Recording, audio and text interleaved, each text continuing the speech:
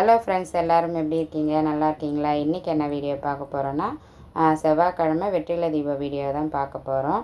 அதுக்கப்புறம் நான் 108 முருகன் கோவில் சீரீஸ் ஆரம்பிச்சிருக்கேன். ஆமாங்க, எப்படி பெருமாளுக்கு 108 திவ்ய தேசம் இருக்கோ அதே மாதிரி முருகனுக்கும் 108 முருகன் கோவில் ரொம்ப சிறப்பான கோவில் இருக்குது. உங்களுக்கு தெரியணுன்னா கண்டிப்பாக என்னோடய சேனலை சப்ஸ்கிரைப் பண்ணி வச்சுக்கோங்க.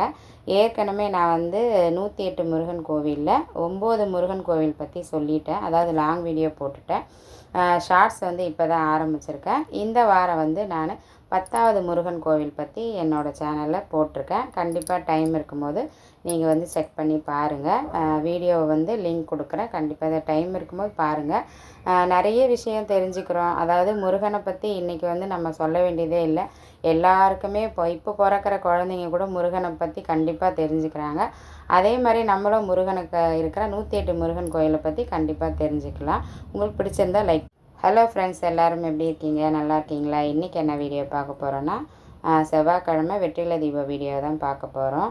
அதுக்கப்புறம் நான் 108 முருகன் கோவில் சீரீஸ் ஆரம்பிச்சிருக்கேன். ஆமாங்க, எப்படி பெருமாளுக்கு 108 திவ்ய தேசம் இருக்கோ அதே மாதிரி முருகனுக்கும் 108 முருகன் கோவில் ரொம்ப சிறப்பான கோவில் இருக்குது. உங்களுக்கு தெரியணுன்னா கண்டிப்பாக என்னோடய சேனலை சப்ஸ்கிரைப் பண்ணி வச்சுக்கோங்க. ஏற்கனவே நான் 108 முருகன் கோவிலில் 9 முருகன் கோவில் பற்றி சொல்லிட்டேன். அதாவது லாங் வீடியோ போட்டுட்டேன்.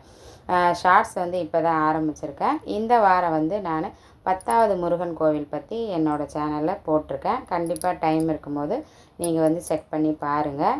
வீடியோவை லிங்க் கொடுக்குறேன். கண்டிப்பாக அதை டைம் இருக்கும்போது பாருங்கள். நிறைய விஷயம் தெரிஞ்சுக்கிறோம். அதாவது முருகனை பற்றி இன்றைக்கி நம்ம சொல்ல வேண்டியதே இல்லை.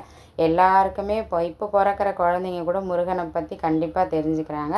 அதே மாதிரி நம்மளும் முருகனுக்கு இருக்கிற 108 முருகன் கோயிலை பற்றி கண்டிப்பாக தெரிஞ்சுக்கலாம். உங்களுக்கு பிடிச்சிருந்தா லைக்.